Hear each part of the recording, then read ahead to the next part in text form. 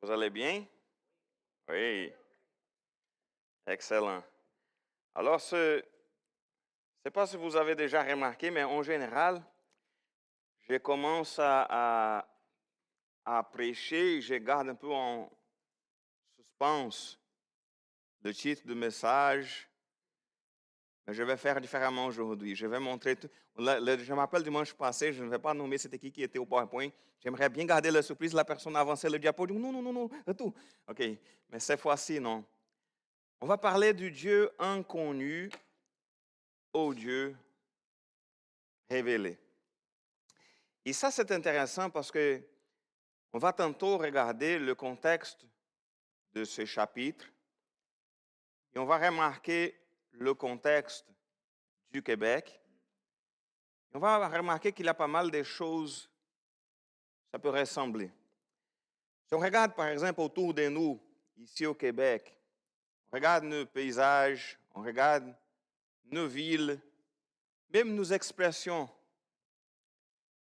de tous les jours qu'on utilise, sont profondément marquées par un riche passé religieux.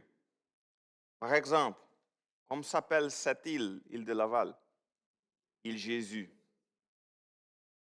Si on regarde les noms des villes ici autour de nous, ou même des rues, il y a plusieurs villes et rues qui sont saintes ou saintes quelque chose. On peut nommer plusieurs. Je ne sais même pas la quantité de... Hein? Mais ça doit probablement... Il y a plusieurs noms de saints, etc. partout. Et même des noms qui, ça fait référence à la religiosité, à la repentance, au salut, etc. Il y a plusieurs choses qui sont liées, si on regarde bien dans notre société, un riche passé religieux. Et même si on regarde, par exemple, les grands clochers en pierre, qui parfois on a dans des villes, mais nous savons que la réalité, elle a radicalement changé. À partir des années 60, c'est bien ça? Peu près.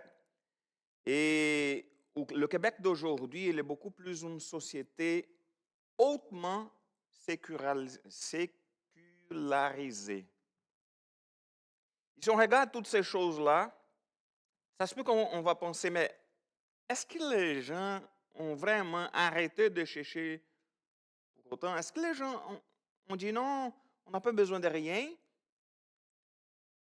Je ne pense pas, parce que parfois, on cherche le sens de la vie, parfois dans le bien-être. On commence à chercher d'autres choses. On cherchait le Seigneur ou la religiosité et on commence à chercher d'autres choses.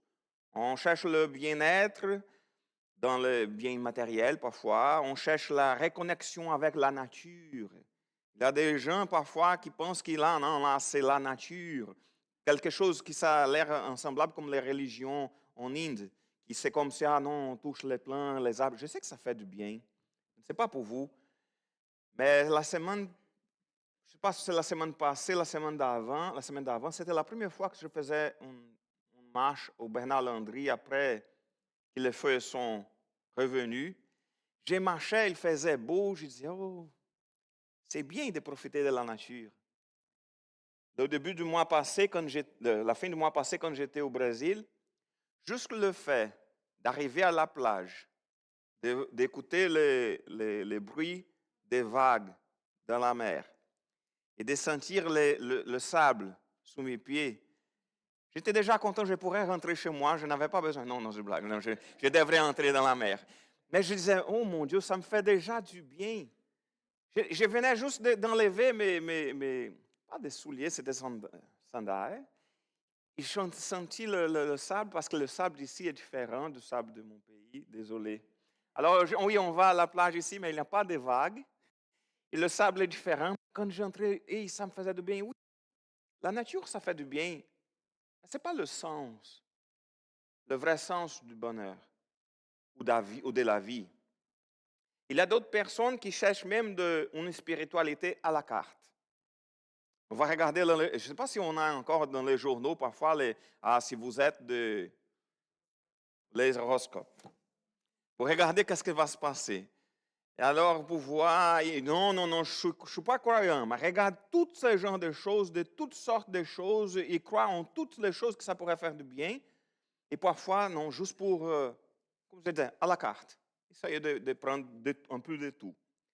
Mais la question que je pense, c'est surtout que nous avons, comme genre, rejeté les institutions, la religion, mais la soif, elle demeure. La soif de Dieu, sauf c'est que les gens ne cherchent pas au bon endroit, mais la soif est là. Et quand on parle dans ce contexte-là, il y a environ 2000 ans, l'apôtre Paul, il est entré dans une ville qui ressemble étrangèrement à notre situation actuelle, à notre culture actuelle. Il est entré à Athènes. C'est bien comme ça qu'on prononce en français? OK, Athènes. Je ne connais pas Athènes, ni de l'époque, ni d'aujourd'hui. OK? Mais qu'est-ce qu'il a vu? Je voulais juste lire le verset 23 pour parler d'une petite chose qu'il a vue. En effet, en parcourant les rues de votre ville, il parlait, je vais tantôt entrer dans le contexte, mais il parlait déjà aux gens de la ville, en parcourant les rues de votre ville et en examinant vos monuments sacrés, j'ai même découvert un autel qui porte cette inscription à un Dieu inconnu. Ce que vous révérez ainsi sans le connaître, je viens vous l'annoncer. Alors, il a remarqué le contexte d'une ville. Qu'est-ce qui se passait? Qu'est-ce qu'on voit avant qu'arrive au verset 23? On voit, par exemple, on ne va pas le lire, okay? Au verset 16, on voit qu'il marchait dans Athènes. C'était la capitale intellectuelle et culturelle de l'époque. Et Paul n'était pas indifférent. Il commence à remarquer les choses, il commence à écouter, il commence à parler aux gens. Il dit au verset 16 que son esprit était profondément indigné à la vue de cette ville pleine d'idoles. Alors imaginez-vous une ville qui était de l'idolâtrie partout, pleine d'idoles partout, pleine des images partout. Il avait même un hôtel pour un Dieu inconnu. C'est comme si les gens disaient, écoutez, parce qu'à l'époque, c'était un peu la spiritualité à la carte aussi. Alors, je vais demander à tout le monde, parce que je ne sais pas c'est qui va me répondre. Alors, c'est comme parfois, il y a des gens qui font plusieurs choses. Demande au chrétien, est-ce que tu peux prier pour moi? Oui, elle va chercher un bouddhiste. Hey, est-ce que tu peux mettre de tes pensées en moi? Il va chercher une autre personne de toutes les religions et dire, hey, pensez à moi ou priez pour moi, etc. Parce que je ne crois rien, mais en même temps, je crois en toutes les choses en même temps. Et je vais même bâtir un hôtel à un Dieu inconnu, au cas où j'ai toutes ces idoles que j'ai ici. Si ça ne marche pas, il y a un autre Dieu qui peut me regarder et dire, OK, il a fait une idole pour moi. C'est correct, un hôtel. Alors, c'était ça l'image qu'il a vue. Mais la question, probablement, si on voit ce genre de choses, quelle serait notre réaction? Quel absurde! Vous avez plein d'idolâtries, vous avez bâti beaucoup d'hôtels, vous avez plein des images des idoles partout dans votre ville. Ce n'était pas ça sa réaction, on va le voir tantôt. Mais ce qu'on voit, par contre, c'est qu'il cherche à les comprendre. Il regarde le peuple, il regarde les gens, il n'est pas caché dans son coin. Si on voit dans les versets suivants, le 17 et le 18, on voit qu'il commence à discuter dans les synagogues avec les croyants, mais il va aussi à la place publique pour parler avec les gens ordinaires. Il va parler aux gens ordinaires et avec les philosophes de l'époque. Imaginez-vous, l'apôtre Paul parlait aux Juifs, aux non-Juifs qui étaient croyants, aux non-croyants et aux gens simples de l'époque, à la place publique, et parlait même aux philosophes de l'époque. Et ça, c'est pas mal intéressant parce que il parlait ici d'épicuriens et stoïciens. Je ne sais pas si vous aimez la philosophie, mais c'était des choses qui existaient déjà à l'époque parce qu'on vient de la Grèce ancienne, avant, on parle d'environ 300 ans avant Jésus. Et ces gens-là, c'est pour faire l'histoire courte, disons qu'Épicure, c'était un philosophe qui pensait sur la question de la recherche du bonheur. La recherche du bonheur par la satisfaction raisonnée des désirs. il faisait toute une catégorie de quels sont des désirs naturels, etc. Il mettait toutes ces choses-là. Il pensait que c'est le plus important. Mais je vais chercher le bonheur par la recherche du plaisir, du désir de faire ce que mon corps désire, ce que je désire. Et c'était toute une affaire, c'est compliqué, on ne peut pas faire une histoire courte ici, mais c'était la recherche du bonheur, d'une façon. Le stoïcisme propose aussi la même question, d'attendre le bonheur, mais d'une autre façon. Regarde, il discutait avec les gens qui, parmi cette société qui était fou, folle, une société qui avait des dieux partout, qui avait même un hôtel pour les dieux, inconnu. Il y avait des philosophes encore qui disaient, hey, on cherche le bonheur d'une façon ou l'autre. Et le stoïcisme disait, ah non, c'est la paix intérieure. Je vais maîtriser mes émotions et voilà, je vais trouver le bonheur parce que je vais être capable de maîtriser mes émotions et en acceptant l'ordre du monde, l'ordre des choses. Les choses arrivent, ça ne dépend pas de moi, je ne m'inquiète pas. Alors, dans ce contexte pas mal bizarre, de beaucoup de gens qui pensaient de façon différente, dans une société multiculturelle par l'époque, ce qui s'est arrivé, c'est qu'en discutant avec les gens, les philosophes étaient intrigués par ce prédicateur des idées étranges. C'est quoi que l'apôtre Paul parle? C'est quoi que ces messieurs parlent? Parce qu'on a plusieurs dieux ici, on a des idoles partout, on a les philosophes, il y a un gars qui arrive, qui commence à faire des choses différentes. C'est qui ces gars-là? Alors il dit, hey, viens ici s'exprimer à l'aéropage, le tribunal suprême de la pensée, c'était un endroit pour discuter les idées, etc. Et c'est là qu'ils vont. Et Paul va profiter, va faire preuve d'une sagesse extraordinaire à ce moment-là. Au lieu d'attaquer de front, comme on disait tantôt, mais écoutez, vous avez des idoles, ça ne sert à rien. Ces idoles-là n'ont aucun pouvoir. Au lieu de frapper des fronts, d'attaquer des fronts, ils commencent pour souligner, disons, leurs points forts. Oh, je remarque, Athéniens, je trouve que vous êtes à tous égards extrêmement religieux. Tu sais, quand la personne commence à adoucir la chose pour ensuite. Oui, c'est ça que l'apôtre Paul a fait un peu comme, hey, je vais vous dire quelque chose, vous êtes extrêmement religieux.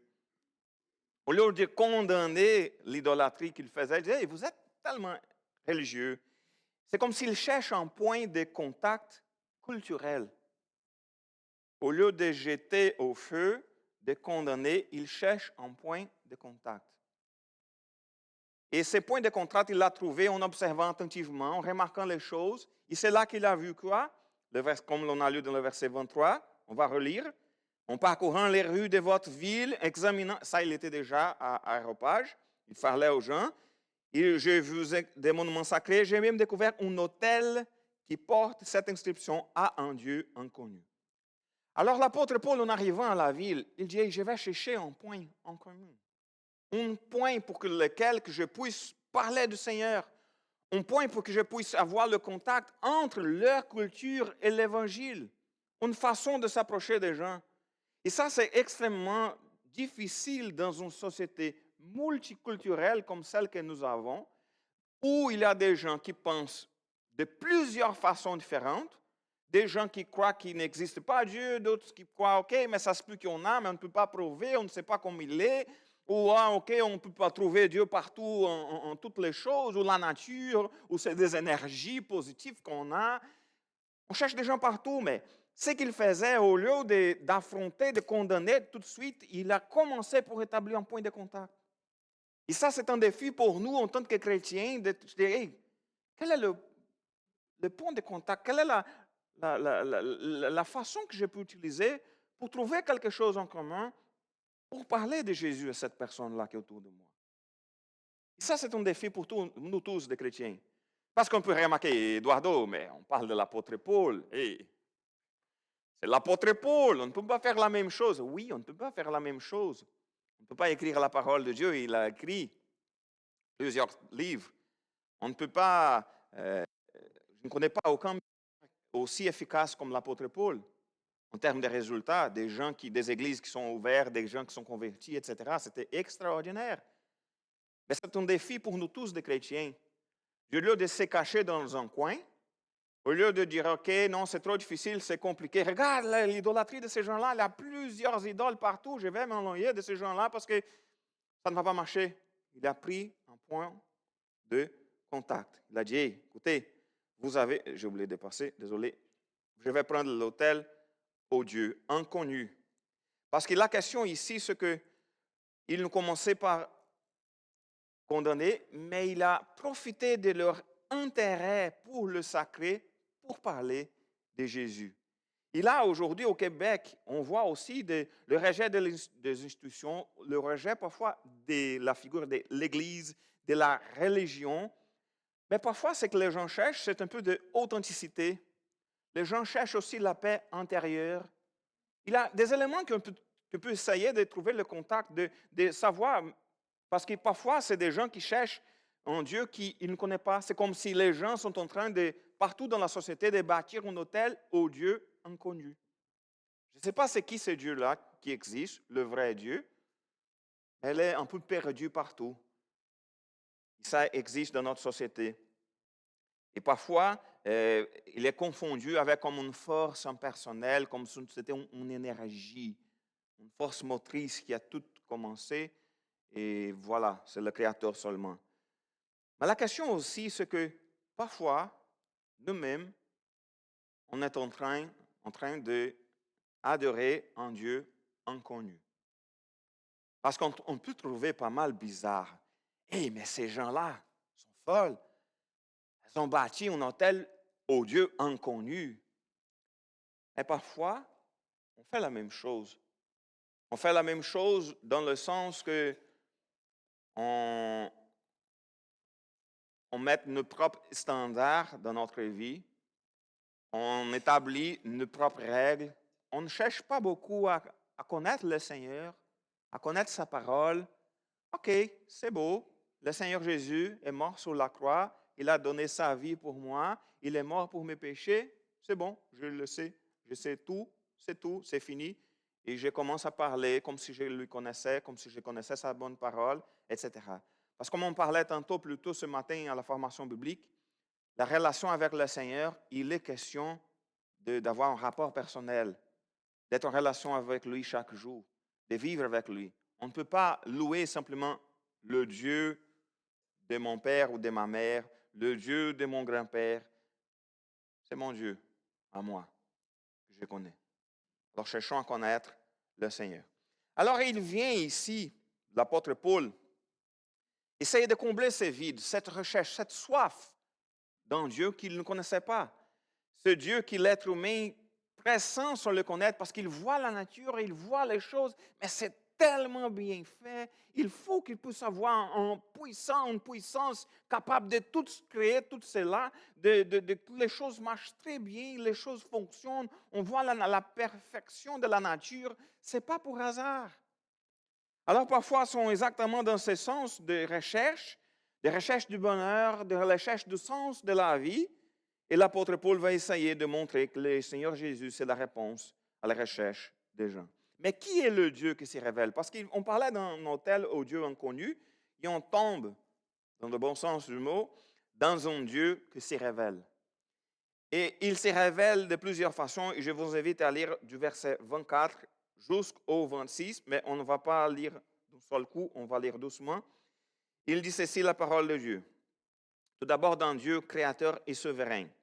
Dieu qui a créé l'univers et tout ce qui s'y trouve et qui est le Seigneur du ciel et de la terre. Alors, il commence tout d'abord en parlant. Écoutez, savez-vous c'est qui le Seigneur? Savez-vous c'est qui ce Dieu que vous ne connaissez pas? C'est le Créateur. Ce n'est pas simplement le Créateur de la terre, mais le Créateur du ciel et de la terre. Il a tout créé. Un seul Dieu, le Créateur. Et je vous ajoute, il est aussi le Seigneur du ciel et de la terre. Alors, il commence à expliquer qu'il n'est pas simplement question d'un Dieu, ça se peut d'un Dieu lointain, d'un Dieu qu'on va essayer de plaire ce Dieu-là pour avoir des choses, etc. Non, il est le Seigneur, il est le Créateur, c'est lui le vrai Dieu. Il commence à parler de ça pour ajouter une information très importante, Dieu, c'est Dieu-là, le Créateur. À la fin du verset 24, il dit, « Il n'habite pas dans des temples bâtis pour des mains d'hommes. » Parfois, les gens ont une mauvaise compréhension.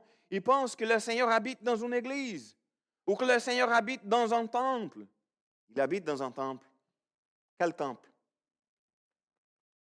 Le corps de Christ, son église, son peuple. C'est ça que la parole de Dieu nous dit. Alors le Seigneur, il n'habite pas dans ce bâtiment. Il habite dans ce bâtiment dans le sens qu'il habite partout. Il habite aussi dans vos résidences, dans votre auto. Il est là, il est partout. Mais pas dans le sens que non, c'est sa présence d'une façon plus spéciale dans le monde. La façon plus spéciale dans laquelle le Seigneur est présent dans le monde, c'est en nous. Et c'est fini. Il n'a pas de lieu saint.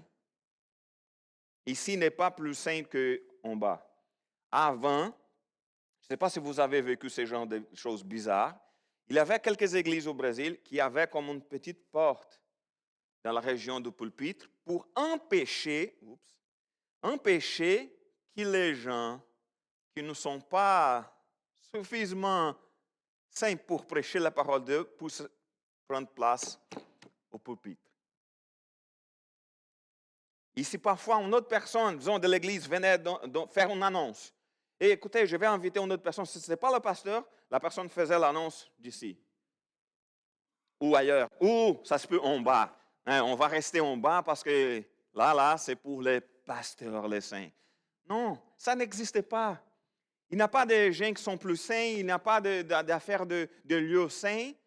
Mais on avait ce genre de choses dans l'Ancien Testament, dans le temple. Mais ça n'existe plus. C'est ça que la parole de Dieu nous dit. Quand elle dit que le voile du temple est déchiré quand Jésus est mort sur la croix, ça représente que cette barrière entre le lieu très saint et les gens normaux comme nous tous n'existe plus. On a tous accès à Dieu, nous sommes son peuple. Et qu'est-ce qu'on ajoute ici dans la parole de Dieu? C'est le Seigneur de ciel d'Atel qui n'habite pas dans les temples. Et le verset 25, il dit, « Il n'a pas besoin non plus d'être servi par des mains humaines. » Aïe, aïe, aïe. Parce qu'il n'a pas besoin d'être servi par des mains humaines comme s'il lui manquait quelque chose. Écoutez, le Seigneur Jésus n'a pas besoin de moi. Il n'a pas besoin de toi non plus. Le Seigneur, il n'a pas besoin de nous. Parfois, on a une fausse impression, une mauvaise compréhension comme « Ah non, si je ne suis pas là pour faire les choses à l'Église, ça ne marche pas. » Ça, c'est un péché bien présent chez nous, les pasteurs. De penser que c'est grâce à nous que l'Église fonctionne, comme si on était l'essence qui fait le moteur rouler. Mais c'est qui l'essence? C'est le Saint-Esprit. Le sang de Jésus qui nous a lavés de tous nos péchés. Alors quand on regarde la parole de Dieu, on dit, le Seigneur Jésus n'a pas besoin. Ce serait beaucoup plus facile de dire, hey, on a besoin de bénévoles, on a besoin de gens qui puissent se présenter pour servir le Seigneur avec amour. Ce serait beaucoup plus facile. Le Seigneur Jésus, il a besoin de vous pour parler de Jésus à d'autres personnes. Il n'a pas besoin de nous. La parole de Dieu nous dit que si on ne parle pas, c'est qui va parler de la parole? De Pierre. Alors la question, ce n'est pas qu'on a besoin de... Mais nous, en tant qu'Église, on a besoin de gens pour servir, mais le Seigneur, il n'a pas besoin. C'est lui qui gère le corps. C'est lui qui met les bonnes personnes à la bonne place pour faire la chose comme il faut. C'est pour ça, lorsqu'on cherche une personne pour servir le Seigneur, on ne cherche pas selon la capacité humaine de cette personne. C'est surtout les qualifications spirituelles d'être un serviteur du Seigneur, une personne qui cherche la face du Seigneur, humblement devant le Seigneur, qui donne un bon témoignage. C'est ça qu'on cherche lorsqu'on parle de leader, par exemple, dans une église. Alors quand on voit ici, il n'a pas besoin de nous. Le Seigneur n'a pas besoin de moi. Il n'avait pas besoin que je me déplace du Brésil pour venir ici, pour prêcher la parole de Dieu ici, au Québec. C'est un privilège pour moi. Quel privilège qu'il m'a amené ici pour servir à lui et à son Église. Alors, il n'est pas question d'être d'avoir besoin. Parce que le Saint-Esprit, c'est lui qui comble tous les besoins, c'est le Seigneur. Il est question de savoir que c'est un privilège de servir le Seigneur. Alors, quand on ne sert pas le Seigneur, quand on n'est pas là pour servir le Seigneur, il n'est pas question qu'il va manquer des choses. Il est question que ça va me manquer parce que c'est moi que je vais perdre l'opportunité, le privilège de servir le Seigneur et de voir sa bonne main agir à travers ma vie. Mais il n'a pas besoin de mains. Au contraire, c'est lui qui donne à tous les êtres la vie, le souffle et toutes choses. Il n'a pas besoin de nous. Si nous sommes en vie, c'est grâce à lui. Si nous avons de l'énergie, je ne parle pas de l'électricité, l'énergie, c'est grâce à lui. Si nous avons la force, la santé pour parler de Jésus, si nous avons tout ce que nous avons, c'est grâce à lui, c'est lui qui nous a donné. Alors, ce n'est pas parce qu'il a besoin de nous. Nous avons besoin de lui et pas le contraire. C'est lui qui donne à tous les êtres la vie, le souffle et toutes les choses. À partir d'un seul homme, il a créé tous les peuples pour qu'il habite toute la surface de la terre. Il a fixé des périodes déterminées et établi les limites de leur domaine. C'est-à-dire que le Seigneur, il a tout créé, toutes les choses. Il a établi les choses comme il faut parce qu'il est le Créateur et le Seigneur, le Dieu souverain. Et ensuite, le texte, il ajoute aussi au verset 27 jusqu'au 29, qui par tout cela, Dieu invitait les hommes à les chercher et à le trouver. Peut-être commenta-t-on, lui qui n'est pas loin de chacun de nous. Alors, il a une affaire ici très importante. Si on regarde la nature, c'est pour ça que si on regarde l'histoire de l'humanité, tous les peuples, il y avait toujours une recherche de Dieu. Toujours. Il n'y a pas de peuple qui, dans le passé, dans l'histoire, qui étaient tous des athéistes. On trouve quelques personnes dans toutes les sociétés, mais il n'y avait pas de peuple dans l'histoire qui était un peuple qui ne croyait pas en grand Dieu. Parce qu'on voit les choses, on voit la beauté de la création, on voit la majesté de la création, et on dit, hey, il y a un Dieu quelque part. Et Dieu a mis dans notre cœur le sens, le désir de chercher l'éternité, de chercher le Seigneur. La parole de Dieu nous dit cela. Il a mis dans notre cœur ce désir pour l'éternel. Et il ajoute que ce n'était pas simplement les hommes à chercher, mais aussi à le trouver. Et qu'il n'est pas loin de chacun de nous, parce que parfois, l'idée qu'ils avaient à l'époque, c'est comme si un Dieu loin, un Dieu qui était vraiment loin, au ciel, loin, loin, loin. Mais la parole de Dieu nous parle d'un Dieu qui est proche, qui est là, chaque jour de notre vie, chaque instant, chaque moment, si on n'est jamais seul. Oui, on peut avoir des moments difficiles où on se sent seul, mais la parole de Dieu nous dit que le Seigneur, il est là avec nous. Et qu'on peut en profiter de cette communion et qu'il est là avec nous dans les moments de détresse, dans les moments de faiblesse, dans les moments difficiles et dans les moments de joie. Il est là avec nous. Au verset 28, il dit, « En effet, c'est en lui que nous avons la vie, le mouvement et l'être. » Avez-vous déjà remarqué ce texte-là? Il m'a dit, mais l'apôtre Paul, il voulait dire quoi? C'est lui que nous avons la vie, le mouvement et l'être. Vous avez déjà pensé à ces trois expressions-là? Pourquoi il a utilisé cela? Je reviens tantôt, je vais juste finir le texte. Comme l'ont aussi affirmé certains de vos poètes, car nous sommes ses enfants. Ainsi, puisque nous sommes ses enfants, nous ne devons pas... Pardon, je vais jusqu'au verset 28 tout d'abord. Il y a une question ici qui, à Athènes, à l'époque, les philosophes grecs débattaient depuis longtemps des grandes questions de l'existence humaine. Ils discutaient, qu'est-ce que la vie? C'est quoi la vie? Je ne sais pas si vous avez déjà étudié la philosophie, mais il y a beaucoup de discussions concernant c'est quoi la vie. Quel est le sens de notre existence? On est là pourquoi?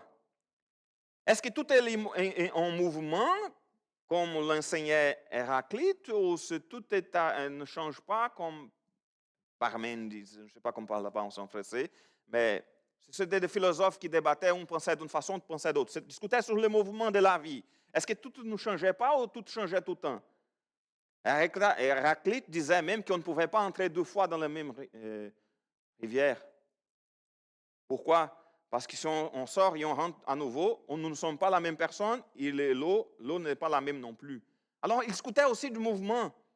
Il parlait de l'existence. Est-ce qu'il existe une réalité permanente, etc. Qu'est-ce que l'être? Qu'est-ce que nous sommes? Quelle est la véritable essence de l'homme? Alors, quand il a utilisé ces 3 expressions-là, il a pris le débat concernant les gros sujets de la philosophie. Il a dit, vous savez, c'est quoi l'être, le mouvement la vie, le mouvement et l'être, c'est-à-dire les gros questions que vous avez dans votre corps. Savez-vous, c'est quoi? C'est le Seigneur. C'est en lui. C'est lui la réponse. Alors Jésus est la réponse pour les grandes questions de la vie, pour les grands soucis qu'on a. Mais je ne sens pas la paix. Où je trouve la vraie paix, c'est le Seigneur. C'est où la source du bonheur, c'est le Seigneur. Quel est le sens de la vie? Pourquoi on est là? Pour le Seigneur. Car toutes les choses viennent de lui, sont par lui et pour lui. Et c'est pour ça qu'il ajoute, alors que nous sommes, il ajoute toute cette question-là, il donne la réponse parce qu'il parlait aux philosophes de l'époque. Il dit, voilà, c'est en lui. Savez-vous les réponses que vous cherchez et que vous ne trouvez pas? C'est en Jésus. Et au verset 29, il ajoute, ainsi, puisque nous sommes ses enfants, nous ne devons pas imaginer la moindre ressemblance entre la divinité et ses idoles en or, en argent ou en marbre, qui peuvent produire l'art ou l'imagination des hommes. C'est-à-dire, fais pas des idoles. Fais pas des idoles. Il n'y a pas on ne peut pas imaginer la moindre ressemblance entre la divinité et ses idoles. Même si c'est ton or, même si c'est ton argent, même si c'est ton marbre. Ça, c'est l'imagination des hommes. On ne doit pas le faire. Dieu n'est pas une statue de marbre froide ou une relique du passé. C'est un Dieu proche, un Dieu qui est là avec nous chaque instant et chaque jour de notre vie. Et pour finir, je ne sais pas si j'ai déjà passé parce que le texte est devant, je ne vois pas mon diapo. Ouais, voilà. Il dit ceci, c'est Dieu révélé. C'est la réponse pour toute cette question-là. Et il nous appelle à changer. Le verset 30, il dit ceci, « Or, Dieu ne tient plus compte des temps où les hommes ne le connaissaient pas. Aujourd'hui, il leur annonce à tous et partout qu'ils doivent changer, car il a fixé un jour où il jugera le monde entier en toute justice par un homme qu'il a désigné pour cela. C'est donc il a donné à tous une preuve certaine en le ressuscitant. » Alors, il est question ici d'un appel au changement, d'une invitation à une redirection dans la vie, une direction nouvelle d'une vie avec la certitude de la résurrection que nous avons en Jésus. Ce n'est pas une question que Dieu ne propose pas une religion, une nouvelle religion ou de nouveaux rituels, mais un changement de direction, d'aller vers lui, de chercher lui. Pas besoin de chercher l'autel d'un Dieu inconnu. On peut chercher le Seigneur, de chercher lui. C'est une invitation à sortir de cette ignorance spirituelle de penser que c'est une énergie, un Dieu qui est, on ne sait pas expliquer de quoi. On veut connaître le Seigneur, cherchons la parole. Mettons toutes ces choses-là devant lui. Demandons-lui de nous faire connaître, de lui faire connaître, qu'on puisse lui connaître vraiment. Et le verset 31, il parle de jugement et dans un contexte québécois probablement méfiant envers la culpabilité religieuse, il faut présenter le jugement de Dieu comme une bonne nouvelle parce qu'il a donné sa vie pour nous, pour que n'importe quiconque croit en lui ne périsse point, mais qu'il a vie l'éternel. Il n'est pas question de juger pour dire hey, « vous n'avez pas de bonnes attitudes, vous allez à l'inferne ». Hey, nous sommes tous des pécheurs, toi et moi. Mais on a le Seigneur Jésus qui a versé son sang pour toi et moi. Et grâce à son sang, nous avons la vie éternelle. Parce que la preuve ultime, c'est la résurrection. Alors, bref, Dieu il n'est plus inconnu. Il s'est fait connaître par sa parole, par le témoignage de son Église. Il s'est fait connaître surtout en Jésus-Christ. Il n'habite pas le temple de pierre. Il veut habiter dans nos vies. Et un défi pour nous autres, c'est toujours de passer d'une spiritualité vague, sans sens, sans relation avec le Seigneur, juste pour obligation d'aller à l'église, d'une religion qui était héritée, mais de penser à une relation personnelle et active avec le Seigneur. Amen. Alors on va louer l'Éternel encore une fois, remercier le Seigneur Jésus qui a donné sa vie pour nous. Et remercier parce qu'on n'a pas besoin de comprendre la philosophie pour trouver le bonheur. L'évangile est beaucoup plus simple que la philosophie et ça donne toutes les réponses qu'on a besoin.